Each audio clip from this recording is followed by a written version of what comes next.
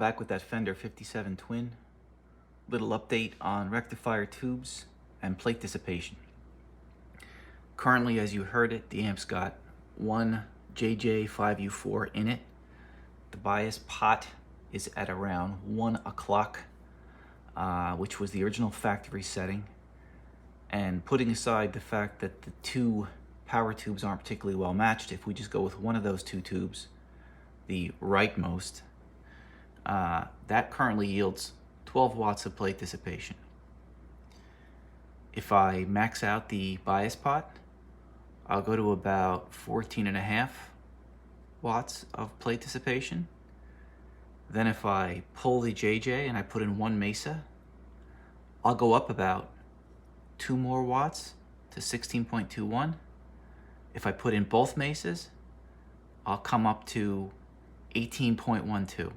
So pretty much call it 2 watt plate dissipation increments all along.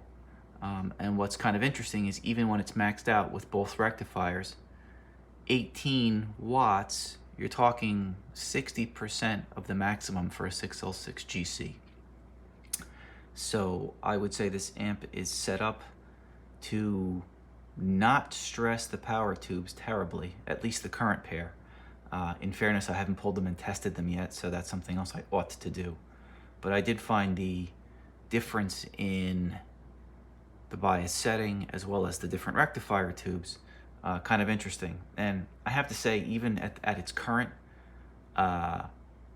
setting, which again is 12.15 watts on one of the tubes, 8.2 watts on the other, which is super cold by most people's standards, I kind of think it sounds pretty good.